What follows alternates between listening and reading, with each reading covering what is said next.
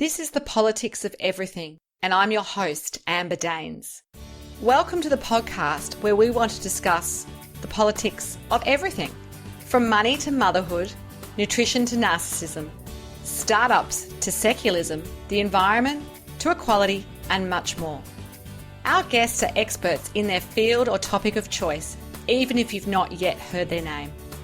This is a bipartisan podcast, so while we love exploring varied views and get a buzz from a healthy debate, by no means is this a one-sided forum for any one political view. So please listen up and enjoy the politics of everything. Diversity is certainly having its moment in the Australian business landscape. To discuss the politics of diversity, I'm chatting to Cathy, a freelance copywriter and the marketing communications manager for Dawn, a professional and social network that aspires to have an inclusive Australia with culturally diverse leadership across the public and private sectors. Cathy's worked for some of Australia's largest entities such as Westpac, Insurance Australia Group in roles across HR, corporate affairs and communications. Throughout her career, she's been vocal and active on matters relating to women, work and cultural diversity, and especially on smashing unconscious bias. Her experience of motherhood has deepened her passion in the area of diversity and inclusion. Motherhood has also made her connect more with her Vietnamese heritage, sense of identity, and the corporate ladder realities. When she's not wrangling words and fighting the diversity fight, she's chasing after her toddler. I warmly welcome her to the show. Welcome, Cathy. Thank you. Thank you so much, Amber, for having me on the show. Absolute pleasure. So tell us a bit about where your career began and where you've ended up. Yeah, so I graduated with a degree in HR, which for a culturally diverse person was uncommon at the time. I think HR was a relatively new degree. And I chose that as a degree because I enjoy working directly with people and not crunching numbers. So there's a stereotype that most Asians are accountants or people in finance. So I kind of went the other route.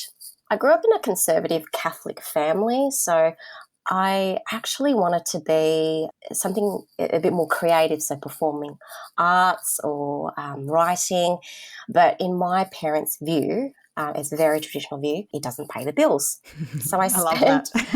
I spent almost 10 years in HR before falling in love with the writing side of things. So I ventured into corporate affairs and communications, and here I am right now freelancing as a copywriter. That's great. I love that path. And I think sometimes you've got to go somewhere else to end up where you're meant to be. That's kind of been my experience as well. So that's totally fascinating. So as a kid, how would you describe your childhood? And do you think being of Asian descent, was it something that benefited you, or did you find it a bit of a challenge growing up? Yeah, so it benefited me in that I had an interesting lunch, or sometimes the smelliest.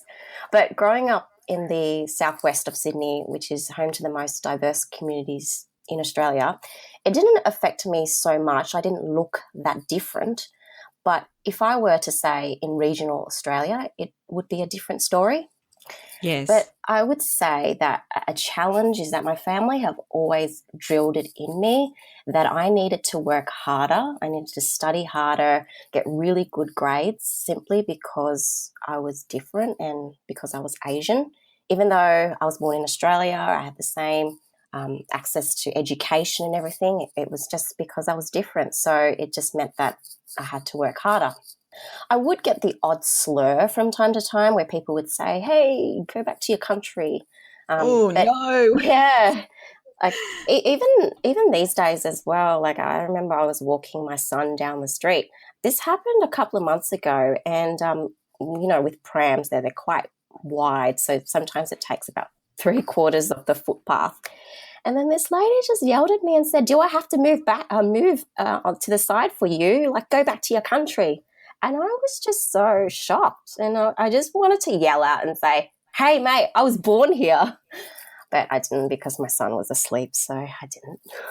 Oh, your baby's sleeping. Never wake that. Even if it's coming across as you're avoiding your diversity challenges there. But I'm curious to know, to dissect a little bit more into idea that diversity is such a business focus now. And I know that plenty of companies that I work with as a consultant, big and small, recognize both the economic and social benefits of having a diverse workforce. Do you have any insight into why it's taken so long for this to be actually a conversation that we're having, given the fact that Australia has been a multicultural country for many decades? Yeah, so I think it's great that it's a big focus now. So when I studied HR, it wasn't a focus at all. So I think it's good. We can't ignore the benefits, and we simply can't ignore the rising economies and the fact that Australia is in the Asia Pacific. But I think that there are many reasons why it's taken a little bit longer than we would like to. So it's taken long because Australia isn't as progressive as we'd like to think we are. I mean, it takes many years to make any sort of decision or implement any sort of change. An example would be matters of gender equality. We are still penalising working parents, and also recently the same-sex marriage. So it's taking this long just to get the yes vote. And it was only 10 years ago that Prime Minister Kevin Rudd recognised the stolen generation and apologised. So that's one thing. Another thing that I find is unconscious bias, which are, as you know, social stereotypes about certain groups of people. So because they are unconscious, people don't know, they're not aware of it. So I find that, that there's lots of common misconceptions in the workforce. An example that I can give is that Asians, people have this misconception that Asians lack ambition and they're not assertive and therefore don't have leadership aspirations. And it's due to their assumptions of what a leader should look or sound like, which is typically a white man. There's also flawed recruitment practices, which I've seen as well. What would be an example of that? What would be a flawed recruitment process, do you think? Yeah, so there's two parts to it. First part is unconscious bias. And the second part is that, studies have found that resumes with Anglo names are actually 3 times more likely to be invited for an interview compared to candidates with a Chinese name. Casting, whatever they call it. Yeah. And they take the resume names off. And it happens, I think, not only with race, but also gender, apparently, especially in STEM and areas like that where men traditionally have dominated. And I've spoken to a lot of people where this has actually happened to them. So my cousin, she's born here and she married an Anglo guy, and his surname is obviously Anglo, so she took his surname. And then she found that she had so many phone calls for an interview compared to when she had her maiden name. And then when people actually saw her, they were like so shocked. They would actually say, "Oh, I didn't expect you to look like that." That's incredible. Yeah, I think that must happen. And also, the way you look versus the way you sound, and if you've got an Australian accent versus an accent that might have a tinge of another culture mixed in, I think that often, can work both ways for you. Yeah, that's right. Amazing. Anything else on that point? I'd also like to point out that people have this mindset that it's only a matter of time before something happens. So it's this it's being complacent to believe that it's only a matter of time before cultural diversity is better represented, or a matter of time where we'll have a cultural diverse leader. And this relies on the assumption that everyone is playing on an even level playing field, and that the best person gets the job, which in most cases that's not true. So and knowing this makes a lot of people feel uncomfortable, like no one wants to admit that they have privilege. Oh, of course not. And I think it kind of leads into my next point, which is one of my former guests on this show, Dr. Michael Kimmel, who calls himself the world's foremost male feminist. He's fantastic. He is often quoted as saying privilege is invisible to those who enjoy it. And I agree, but I do feel like sometimes if I was, for example, male and white and in a privileged sort of background, and women as well in that position, in the debate, you can often feel alienated and you think, well, if that's me and I'm hiring people, do I have to overcompensate? How do I actually make this work so we don't go so much the other way that we're being more tokenistic? And I guess we always worry about those appointments, whether it be in public life or in leadership roles, where there's an us and them kind of, vibe. So how do you think we can do this with full awareness, but also not to penalise people who may be very qualified for the job, but, they may be white, they may be male, they may be privileged? I mean, I think it all comes down to how you view what a leader is, because you can be a leader and not have any direct reports or be accountable for anyone in particular. It all starts with you. That's what I believe. And you have to have an inclusive mindset. So what that is just mutual respect for everyone and being self-aware. Like, I do admit myself that I do have privilege. I mean, I've been privileged to go to a private school. I've been privileged to have education, in which my parents' home country, many girls don't have that level of education. So, I mean, when you feel awkward about it, you will be awkward, if you know what I mean. So I do. Yeah. That's a great way to put it, actually. Yeah. Like, just don't be awkward about it. Just come with an inclusive mindset. Just treat everyone like they're equal. Don't be tokenistic. Don't think, this person's going to be like a diversity hire or something. Just treat everyone like you want to be treated. That's great. I think that just comes back to human decency as well, which often is missing sometimes in the debate and the over intellectualization and the economic figures around why we need diversity. But at the end of the day, you're right. It's what we all strive for in a society. Yeah. Treat everyone like humans. Don't be awkward. So to talk a little bit about your hat with Dawn, that's part of one of the two jobs that you do. And it says we aim to create a professional network that advocate for and promote inclusive leadership from within Australia's culturally diverse workplaces, and making that, I guess, a bit of a goal in both the public and private sectors. It sounds like such a big, lofty thing. So what does that really involve for the company, and how do you even measure your success on that? Yeah, I do agree that it's a big, lofty thing. I feel that there's a bit of a diversity and inclusion fatigue right now. Like, people are just drilling in, hey, diversity, inclusion, there's so much benefits and all that. It does sound a little wishy-washy, but it kind of reminds me of the corporate social responsibility debates a decade ago, and before that it was all about environmental accountability. So I think these things do go through phases, and it's not to sort of say they're not important, but I think you're right. You can only hear about something so much before you start to shut down a little bit. Yeah. I mean, I do feel that people are fatigued about it, but then at the same time, there's no action. Dawn gets contacted many times, just say, hey, we want to do something, but then they're not accountable for it.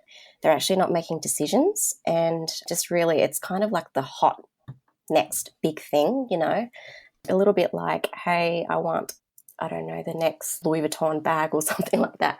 Not to that extreme, but it doesn't seem to be making any decisions, anyone making any decisions. But besides that, what Dawn does, so Dawn consults as well.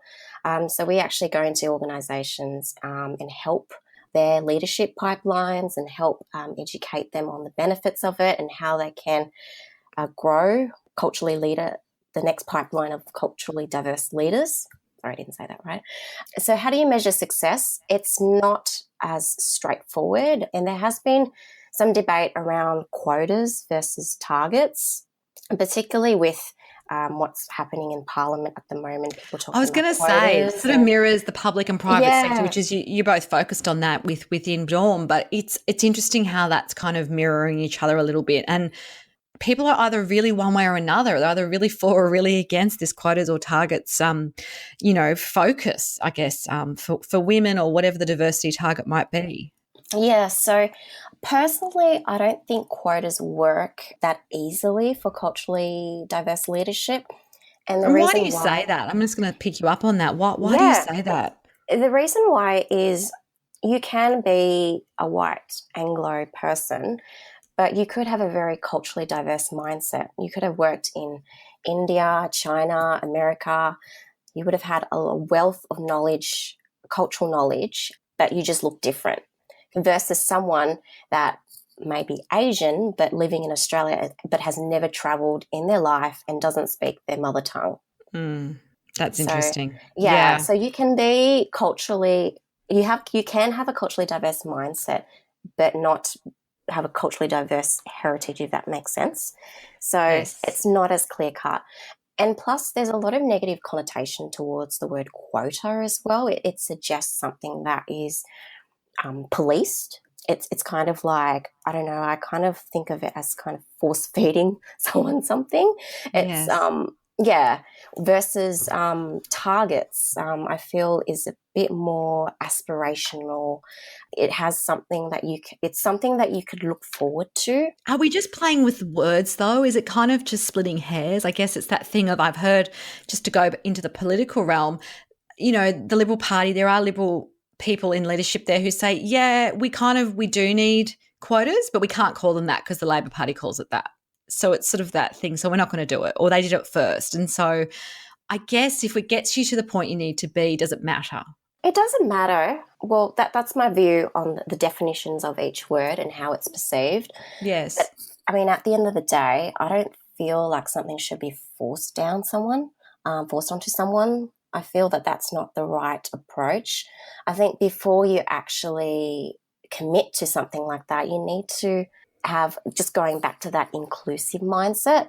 So being mutually respectful of everyone and treating them like you want to be treated. Also, companies should collect meaningful data as well. So if you are committed to having culturally diverse leaders, collect data on their cultural heritage as well. So that way you could measure diversity and progress, and hold leaders to account. So yeah, just have like a diversity champion. So a lot of companies have what's called employee action groups. So where it's kind of like a social club, so to speak, where they talk about ways in which they could encourage like women in leadership or awareness of LGBTI, that sort of thing. So where I was working at before at Westpac, they had a number of employee action groups, 10 actually, where they had an executive sponsor, and yeah, they hold leaders to account for it. That seems really not only like a more appealing, but it just seems like something people would buy into more easily than sort of, I guess, a policy which might come from the top, if you like, or from a HR department, and then it's sort of forced upon you as well. Because I guess there's room for Yeah. discussion and human discussion as well as just the measuring and the feedback. Yeah, and it also shows that everyone's responsible for this as well. It doesn't take someone that's at the top of the food chain to make all the decisions. It all starts at the bottom as well. It all starts with, Absolutely, yeah, totally agree you with as an that. individual. So, do you think HR departments become bound by these hiring policies focused on diversity? And does it matter if that sort of happens, or like we say, do we have to just be more sort of, we want targets, but we don't have to do it this way? Like how accountable do you think we need to be to make this work for the long term? So it's not something that's like a flash in the pan where we have a moment of greatness and then we go back to our own old ways. Yeah. So when I was in my HR role, I think it depends on your level of influence and the business that you are supporting. So I have seen where a lot of leaders are just, they're desperate to find someone to fill the role and they don't care. Sometimes they don't care about diversity, but we always have to go back to the principles and also what the values of the company is. So I think it takes a really good HR business partner and also very strong influencing skills to make this change. And also, of course, leaders need to buy into it as Of well. So, course. Number one, I think that's the thing. And like you say, it yeah, comes at all levels. And I think keeping everyone accountable probably helps in the organisation. yeah. And when people are hiring, I find, I mean, it is a very emotional process. And I'm just going back to unconscious bias as well. That's inevitable. And also, it's just people are so used to hiring people that are like themselves that they forget everything else. They forget to think outside the box. So it's just kind of reminding people to refocus and relook at what's important. Absolutely. So, in this path of seeking that true diversity in your workplace, can it backfire if companies don't fully engage their staff, or there's a big change, for example, all of a sudden, or perhaps all the leaders aren't sort of 100% committed to this? Is it kind of something we need to be conscious of, and how do you address that so it actually works and people don't turn around and say, "See, doesn't work"? Yeah, so I mean, it can backfire. So we can say that within our political environment at the moment. I mean, there's lots of talk about diversity, but there's not much action there. The Google case as well, which happened not too long ago with that infamous memo about the idea on. Do you remember that case? I think you No, don't do you want just to. want to share that with us? Yeah, so one of the engineers shared a memo just via their social media platform. So he talks about how Google's diversity and inclusion programs are really extreme and authoritative. He argues that the reason why there's not many women in tech is because of their biological and cultural differences between men and women.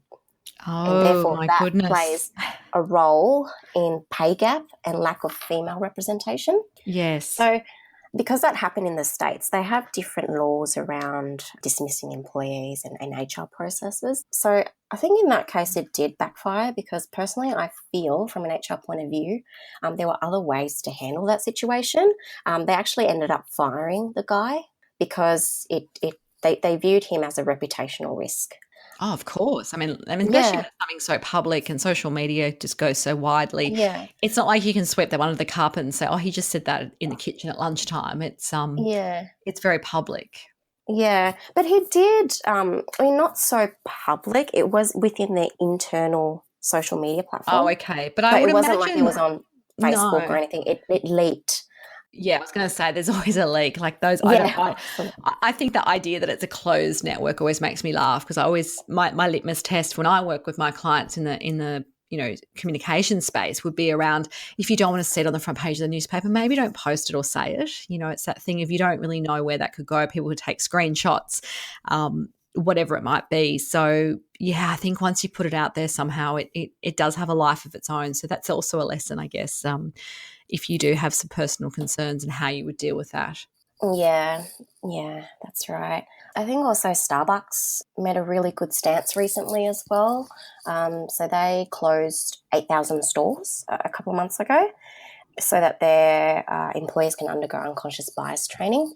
Did you Yes. hear about I that have heard a case? bit about this, and Yeah, what does unconscious bias training look like? Do you have to like take your brain out and wash it and put it back in? I mean, how do you do that? yeah. So unconscious bias training, I mean, depends on the provider. Um, there's a lot of unlearning as well, and Yeah, admitting privilege. which must be confronting for a workplace sometimes. It is confronting. That's why not many people want to do it. It's a bit Absolutely. of denial. Yeah. Yeah. But I I mean, can it's not see the this. benefits. Yeah. It would sort of be like Yeah. it's like when you go to therapy, like it's not necessarily something that's pleasant, but you hope it gets you where you need to get to in the end. Yeah. It's kind of like going to the gym or running a marathon. It's a painful process, but I mean the benefits are there. It's just that that pain. Get through the pain, no pain, no gain, as they Yeah. say. So what would be a great example of a diverse workforce that has had amazing outcomes that maybe people would relate to? And is there a lesson for all of us in how we can do this a bit better? Yeah, so the companies that I really love that I think are doing well are Qantas, Accenture, EY, Telstra. So they're doing some good things. And They're they're all big typically, companies. They're all household name yeah, companies, obviously. So maybe they've yeah, got the resourcing as well. I'm just yeah, curious. yeah, that too. Which is probably not good examples. I mean, they're good examples, but I should have pointed out some smaller companies. I mean, there's lots of smaller sort of companies as well. But the companies that typically do well are the ones that involve all their people across all levels. So I did mention before, like with the employee action groups as well, like having them, just making people feel that they're empowered to have a voice within the organization. Yes. It's just as simple as that. Yeah, it's just, I guess it's like anything. Like you mentioned the gym before, like once you start doing it, those muscles get worked and it becomes normal. Yeah, and then just view it as a positive thing. Like don't view it as, oh my God, More like this is work. unconscious bias training, boring. Yeah, absolutely. Yeah. It's not sort of like your, fire safety induction process or something where you sort of, Yeah, yeah. it's a necessary That's evil, but it's pretty boring at the end of the day. I think people can get a lot out of it. It's just having a mindset that's open to it as well. I'd be yeah. curious to know, you've obviously had a very interesting background, but you must have had some special mentors or inspirational people that have guided you. If so, is there Mhm. one or two people that you could share, and what have they taught you about business or life? The first person I'd like to mention is Li Lin Chin. Oh, I love her. I love her too. Don't tell me you're related or something really cool. I wish she could be my best friend, but she doesn't know who the hell I am. uh, I love her because she's not afraid to be who she is. She's comfortable in her own skin. She's got a sense of style, and most of all, she's Asian. So just growing up, she was the one of the only ethnically diverse people on TV. And She for really me, was. She was groundbreaking, and yeah, like you say, she just was herself. She didn't try to fit in, if you like. that's right. She didn't try to fit in the mold. And for me, little me, that was really powerful. And I find that even today it's still like that as well. Like I was in Canada recently and all the news anchors were diverse. And then I go back to Australia, it's all the same. And Yeah. then it just makes me feel like, well, what if I wanted to be a presenter? What if I wanted to, I don't know, be on TV or something like that? Like, no one would consider me. No one would even consider me on The Bachelor because they all look the same. Well, you don't need to go on The Bachelor, I'm sure. That's a great example of someone who you perhaps haven't met but has inspired you along the way. And do you have any final top 3 tips or 2 tips or 1 tip for anyone out there who wants to get on top of the politics of diversity? Sure. So, firstly, do unconscious bias training. I think everyone would benefit from it, no matter who you are, where you work, or what you do. It would make our community a lot more kind and inclusive. I know that sounds a bit woo woo, but it's true. I'm all for more Recently, kindness. I think there's not enough of it out there, particularly in the business and yeah, political realms. and in business, in social media as well, I think people have forgotten to be empathetic. To give you an example, I'm part of a few mum groups, and some of them have like memberships of 20,000 people or something like that. So, as you can imagine, it would be quite diverse. And then some of the comments that they make, which, I mean, if I was to put myself in their shoes, I understand from their cultural point of view. But some of the comments, if you read it, and I shouldn't read it, but I do because I can't help it, I'm all like worked up. Some of them are just really nasty. Like people have just lost it. They forgot how to be human. So yeah, do the training. And if you're organising any events or panel of speakers, just think about having a diverse lineup. Oh, I'm big I think on that's that. really important. Yes, I've Yeah, worked in events over the years, and we have rules of, particularly if it's banking or finance or somewhere that's, there's not a lot of women at the very top that want to do public speaking, but we try and encourage it. We try and have at least 30%. No sausage fest, so no men only. yeah, And just ages as well. So not thinking that just you have to be grey haired to have authority on stage as well. yeah. And also the way we think about speakers as well. Like it doesn't have to be someone that is like a CEO or in the C-suite. Like I think everyone has a level of influence, no matter where they are within the organisation, like what sort of level. It's just just look at their achievements and make sure that it's a diverse lineup. And another tip would be the change you want to see. A lovely quote from Gandhi. Bit cheesy, but if you want to support women, buy from them, support their Absolutely. business. Yep. If you want to support more culturally diverse leaders or to have more culturally diverse leaders, try mentoring them or sponsoring someone in your organisation who has leadership potential. So, I mean, they're just small changes, but it can make a lot of difference. It's been fantastic to have you on the program today. If you want to connect further with Cathy, there will be some details on our show notes. I wish you all well in your diversity Thank journey, you. Cathy, and thank you so much again for being my guest. Thank you so much, Amber. Thank you for having me on the show. And episode 76 marks the end of an era. Season 1 of The Politics of Everything will be pausing here. I'm taking a break for the rest of the year, and I hope to be back next year with some new guests, new ideas, and perhaps even a brand new show.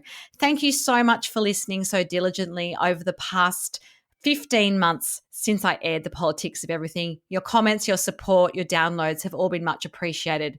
We've reached several thousand regular listeners, and I'm so grateful. I hope you enjoy the last episode of the show and feel free to go back to earlier shows to maybe reflect on some of the amazing guests and opportunities that The Politics of Everything has presented for you, for me, and for the world. Until next time, keep well. Thanks for listening today. If you've enjoyed The Politics of Everything, we thrive on feedback. So please add a short review and share the podcast with your network and your friends and family. I'm also always on the hunt for fabulous new guests, so if you've got a view to share and an idea how to get our listeners excited, please email me at amber@bespokecoms, that's BESPOKECOMMS.com.au, and we'll be sure to get back to you. Until next time.